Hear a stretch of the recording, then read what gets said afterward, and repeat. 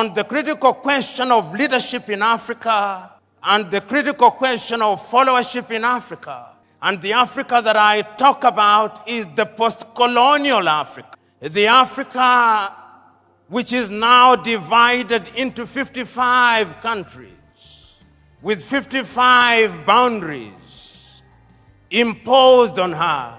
An Africa which is famous as the cradle of mankind. An Africa which is said to be great in prospect. An Africa about which there is much expectation, but an Africa which continues to punch below her weight. That is the Africa that I will be talking about as I focus on the question of leadership and followership. As I think about that Africa and her leadership and followership, and I think about her often, as all of us should, the words of a book that I read as a youngster come to mind. And any one of us who had the opportunity of reading the book A Tale of Two Cities will remember these words. It was the time, the best of times and the worst of times. It was the age of wisdom and the age of foolishness. It was the epoch of belief and the epoch of incredulity. It was the season of light and the season of darkness. It was the spring of hope and the winter of despair.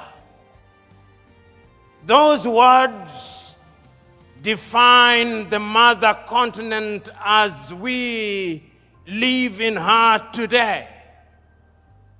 Those who commentate about the continent never tire to say that this is a great continent.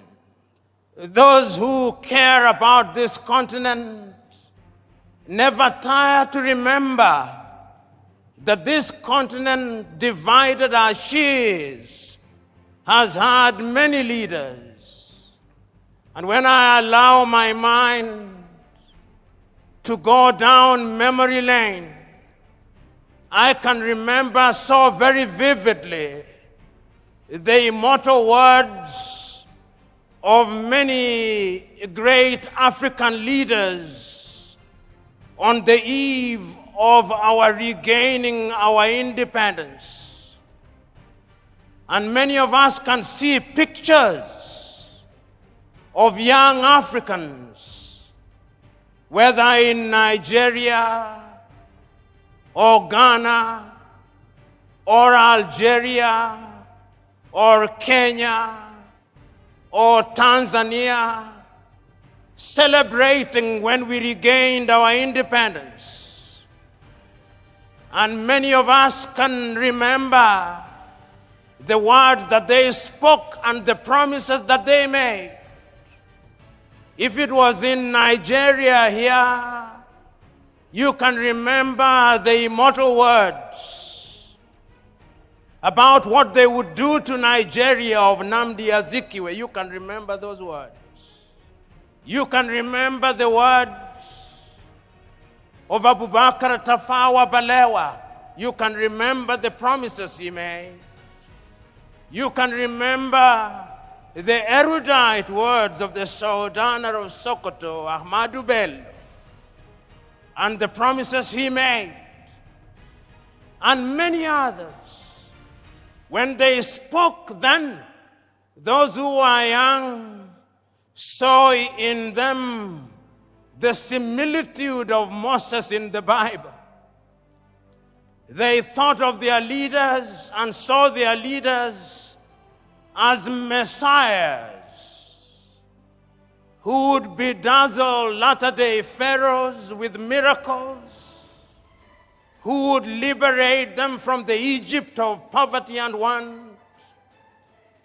who would cause pillars of fire to stand between them and sorrow and one, who would part the Red Seas of tribalism and ethnicity, who in times of hunger would summon manna and quail from heaven.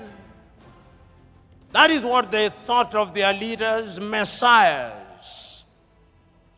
But today, permit me to say, in many African countries, they are saying, it was better while we waited. It was better while we waited.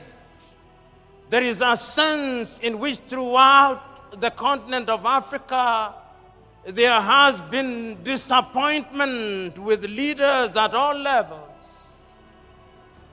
So that when on the eve of independence, we wanted to come home, now that we regained independence, we never tire to see images of our young men and women dying in the Sahara, dying in the Mediterranean Sea, being humiliated at the embassies of the erstwhile colonizers as they seek to leave our countries and the continent. It was better while we waited, they say. Which begs the question, what happened and what is happening? That we have so many individuals who occupy positions of leadership, and yet the biggest deficit is that of leadership in Africa. You know, in 1983, your own countryman, the late Chinua Achebe, wrote a little book which he could well have been writing about Africa, but he focused on Nigeria, the trouble with Nigeria. And Chinua, without mincing words, says the trouble with Nigeria is simply and squarely a problem of leadership. Whether you agree or disagree with Chinua, that is another debate. But he had his perspective. And he was asking a question that we continue to ask about the continent of Africa. Why is it that while on average 60 years after we regained independence, the 55 countries that constitute the continent of Africa, why is it that we cannot feed ourselves? Why is it that we have no faith in our institutions? We have no faith in our hospitals. Why is it that we have no faith in our education systems? Why is it that we have no faith in our abilities? Why is it? Where has the leadership been? Why is it that so many years, while politics becomes the toy that lulls us into a false sense of security, our economies are controlled by people from other civilizations? Why is it? These are uncomfortable questions which we must pose and confront and answer if the mother continent is to realize our potential. Why is it that the mother continent is ever so negatively attractive to other civilizations?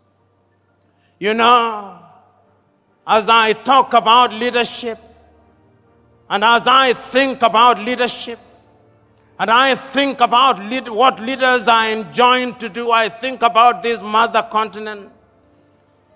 And many times, I see how our men and women in positions of leadership are being treated by other civilizations.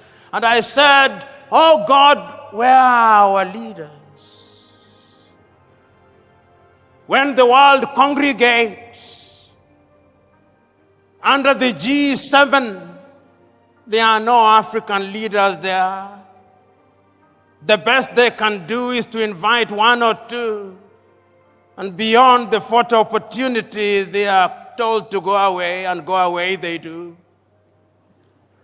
When there is a meeting of the G20, it is the same thing.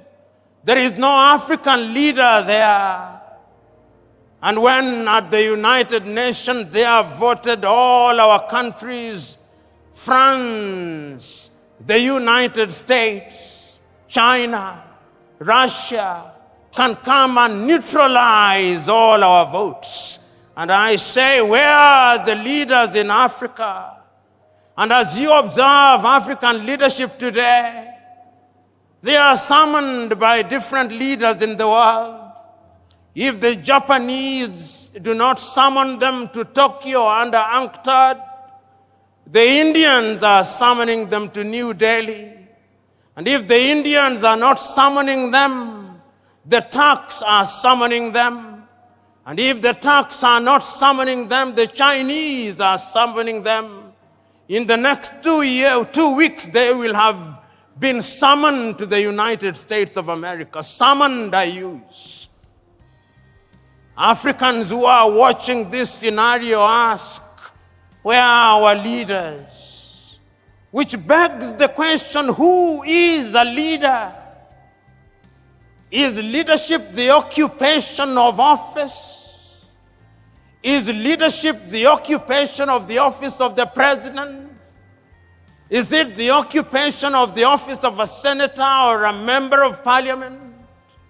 Or the occupation of these high-sounding positions which gives us honorifics? Is that what leadership is? From where I sit, that is pseudo-leadership. From where I sit, leadership is about service.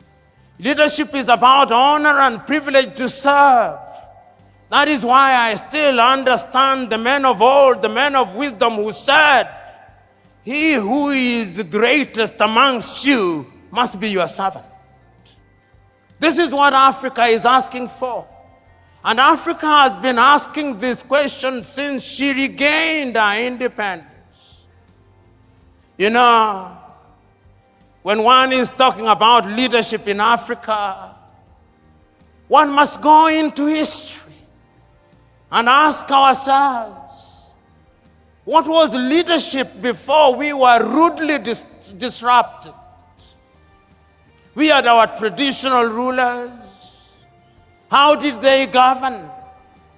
For whose benefit did they govern? They are still there, the traditional rulers. How do they fit in the new dispensation? When we regained independence and adopted all these structures from the erstwhile colonizer, what did we expect to deliver? If you're in need of electrical wiring, solar installation, or electrical fittings such as strip lights, snake lights, downlighters, or chandeliers, contact Engineer Wycliffe at 0707 476602 and he'll get your house dapped up.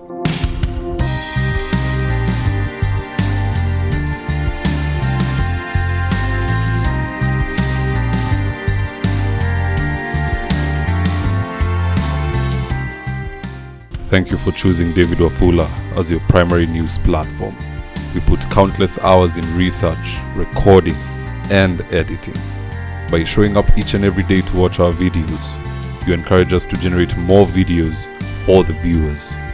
We are on a mission to inform, educate, and build a better tomorrow.